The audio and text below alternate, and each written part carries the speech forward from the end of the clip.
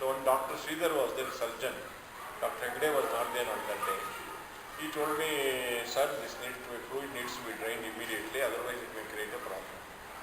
I went and told Swami. Swami said, you arrange the surgery tomorrow morning. Today you call all these people. Doctor, anesthetist, Dr. Sapaya, everybody you call here to Vrindavan. And Swami said you call them at 3 o'clock. And generally I would go to Mandir at 2:30. That day Swami has come down at 2 o'clock and sent word to me. I ran there and said, what you fellow, I wanted the doctors to come, why they have not come? I can't tell Swami you called them at 3 o'clock. I just kept sorry Swami, and I said I will go and call up. Swami said from here only you call up. So first time I pulled out my mobile from my pocket, and generally out of regard and reverence for Swami, we don't want to call up somebody on our mobile. You don't want to receive call also. But Swami said sit here and call up. So I called up. All of them said, sir, you said 3 o'clock. Sorry, please come immediately. All of them came. And before Swami, they came. Swami himself helped us to prepare some juice for all of them and asked us to keep it in the neighboring room, get it when they come. And Swami called them, talked to them in detail about the surgery, what is the risk factor and things like that. And finally, he said, tomorrow go ahead. And all of them were made to sit on sofa sets like this. Generally, in front of Baba, nobody would like to sit. And then, Bhutia brought that juice tray, and all of them had. And then, they kept those empty tumblers. After they left, Bhutia took all those empty tumblers and went out. I was all alone with Swami. I asked Swami, I told Swami how much care you take of your devotees. Then Swami said, in Telugu he said, Enta matramana evaru talachite anta matrame nenu.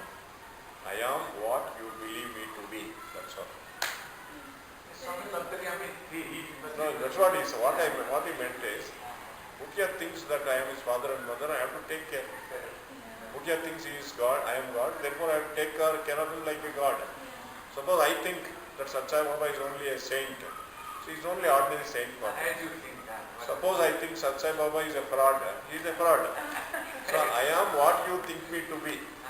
If you think I am God for you. And he'll If you show think you. I am a Mahatma, I am only a Mahatma for you. And If you think that I am a magician, I am only a magician for you. he'll prove That's you what also he like meant. that. Sir, another thing, regarding golden age, Yeah. what would you say, or what did Swami hint about golden age? So the point is, he has not given any date, but he has explained what is golden age. See, golden age is, most of the people in the world believe in God, they pursue the spiritual path, they love others, they don't hate others, they don't hurt others, they don't harm others. See, that is the golden age. He has given a glimpse of what it is, but he has not said when it is going to come. It depends on us only. See, what is that Swami has not told us? There are 45 volumes of Swami's speeches. If people practice it, golden age will come immediately. Where are people practicing? See, that is the question. Also, what happens? Avatar is the last warning of God to mankind. Every time it is like that. When Avatar comes, there is reason for us to rejoice. At the same time, there is reason for us to be circumspect also. Because last warning, because God comes as a human being and tells us, see, do this, don't do this. Suppose we continue to do what he tells don't do, naturally, we deserve some other kind of correction. See, like a parent, he tells you nicely, this is what you have to not do. Suppose you don't follow it, what will happen? So naturally, father or mother will have to punish us. So I won't be surprised looking at the reaction and response of mankind to what Swami did. People are not practicing. Therefore, if some other kind of correction happens with, some catastrophes and things like that, I will not be surprised. Because we didn't listen to him. Now, who is taking Swami seriously? And one more thing. Now, lunar system, solar, according to solar, lunar, these are, we don't understand. Swami actually wanted to live. 10 years ago, approximately. Why did he leave his body But the early? point is, Probably. But what point is, if you wanted to leave, you would have lived. 10 more years, 10, 11.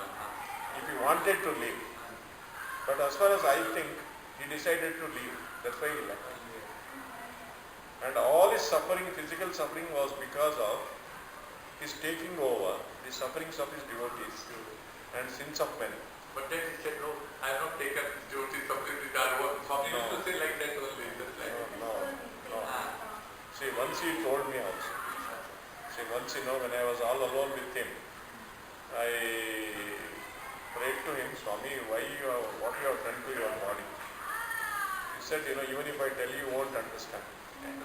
But out of his compassion later he told me, this body has come for the emancipation of sins of mankind. Loka papa parihara ke liye aaya hai ye sharir. So it has taken. Otherwise what is suffering? There is no suffering. And this is not only with Sai Baba. With Rama it was like that. With Krishna it was like that. Shirdi Baba was like that. Ramakrishna Paramsa was like that. Ramana Maharshi was like that. Ramakrishna Paramsa did not eat for last 5 months because he had throat cancer. And when somebody asked him, he told also, I have taken over the sins of all my devotees. That is why this is there. But I am not suffering, he said. I am happy. But body is suffering. So Swami wasn't in pain. But You would say Swami also was not in pain. he always said, I am all right. I am happy. But only the body was undergoing the suffering. Ramakrishna Paramahansa was also incarnation of God, you believe. He was a yoga avatar. Yoga. He came to teach yoga. Ramana Maharshi came to teach yoga. Swami was Purna avatar, like Krishna. So another thing, Swami's last word. Swami's last words in the hospital. Yeah. See what happened. Dr. Venugopal came from Delhi to check Swami. It should be on probably 1st or 2nd of April, I think. 2nd of April. And he asked Swami, where does it pain? He kept quiet. Swami didn't answer. Then this Venugopal asked Satyajit. Satyajit, please find out from Swami where it pains so that we can investigate. Satyajit asked Swami in his ear. Swami, Dr. Venugopal is asking where it pains. Swami said, it is no pain for me. I am happy. నాకు ఎట్టి బాధ లేదు. I don't have any kind of pain. నేను హాయిగా ఉన్నాను. I am blissful. These are his last words. So they say that Satyajit, Swami actually called Satyajit on the last day. when he told- 2 days before leaving body. Just leaving before. And 2nd April was. See, he was totally unconscious towards last few days. In dream, Satyajit told me that Swami told him something when he was there, when he was in the hospital, when he slept. In dream, Swami told him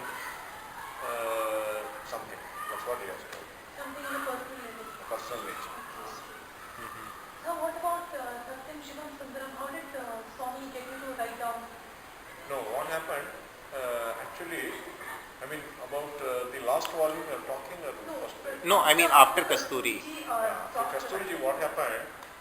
Next 25 years, biography was not written. Kasturi wrote till 1980. Till 1980 he wrote. And till 2005 no biography was published. No biography was published till 2005. And what happened in 2003, our completed a committee for writing Satyam Shivam Sundaram with Swami's blessings. Swami gave blessing to have this committee discuss. So 5 people were on the committee. I was also on the committee. And in the committee it was decided that I would write the Satyam Shivam Sundaram. After that Baba told me, he blessed me and said, you write. That's how it So happened. did he give any specific instruction or any directions how should you write or what should Not you write? exactly. Once in a way I have clarified. Uh-huh. See, I have gathered material from a lot of devotees, lot of places. Whenever I got a doubt, I went to Baba and clarified. There are 2 things, 2 opinions about something. What is correct? He has told me what is correct, what is wrong. So that I wrote 5th and 6th with that kind of thing. But when I wrote 7th, Actually, Swami was not that interacting Hmm. with anybody generally. Yeah, yeah, yeah. So how many So- volumes did he ask you to write? The point is, 8 will be the last, Okay. which I am going to write from 2002 to 2011. 11. Yeah. That's going to be the last. Okay. That's not going to be Mm-hmm. 8 one. Okay. So now you are on your way to Patti or what? On way to Patti, yeah. Huh? One more thing is that in my last thing we had never much interaction with Swami except few words. So last time we called doctors in the so he thought that if some problem, everybody has got some personal problem. He said, don't worry, to myself, to my wife. Don't worry at all. So it means it's a blessing or something. 100%. Don't worry means you And should you stop. should not worry. See, don't worry means you should stop worrying, But you take which we care. generally don't do. No? See, Swami has told me any number of times, don't worry. It means he will take care. Yeah, he will take care. See, what it means is we have to surrender. The problem is, there will never be a time when we will not have problems. Always. See, after all, we are human beings. Yeah. Physical problems, mental problems, all kinds of problems will come. But we have to surrender to Him, saying that whatever happens, happens by your will. So I take it. I am happy with whatever happens. That is how worries will cease. Otherwise, worries will never cease. Always monkey mind, Swami says, it keeps on doing wrong things. And during the end years, why did Baba speak so less? He did not interact with anybody. I mean, No, the even in point crowd. is, I tell you, he played his human role to perfection. Correct. One is age, and then some physical handicaps also. So naturally, like old people, when you are bothered by some physical handicaps, you won't speak. Uh-huh. That's all I would think. And other time, there's one thing which had happened long back in 2000. Mm-hmm. See, he used to give discourses for Dasara, Correct. and that time he said, I'm not going to give discourses. Okay. I asked him why. He said, I have said enough. People are not practicing. What is the use of my telling? Correct. And finally on Vijayadashmi day, he broke his silence and said, I am going to speak. In Uh-huh. fact, I translated that discourse. Okay. There he said, what is the use of my talking? You people don't listen, don't practice anything I say. And what is the use of my talking? There is value for my words, he said. Maybe that reason also he didn't speak towards them. Then which year he said? 2000. 2000. It is published in Satyam Shivam Sundaram. Sorry, Satyam Satyam Speaks. Speaks, I think 41 or 40 volume it is published. If you refer to Satyam Speaks, 2000 discourses, Usme Hai. Vijayadashmi day he said this. All these days I didn't speak because no use of my speaking because you people don't listen, don't practice anything. Why should I speak? And sir, out of so many innumerable experiences you've had, which is the most touching one that you would, probably quote? Something that really Swami touched you. came to see me twice when I was unwell in my room. One was a room here behind this. That was in 1982. I had broken my leg. Muttalagi, sir. When I was here, Yeah. while playing volleyball, I broke my leg. And he came to see me. He said, I just came to see you. Okay. And again in Vrindavan, in 2000, on 6th of April, I was down with my back pain. And he walked into my room, climbed the stairs and walked into my room. So these I think are very touching moments for me, as per personal experiences. There's another thing that I've heard. I mean,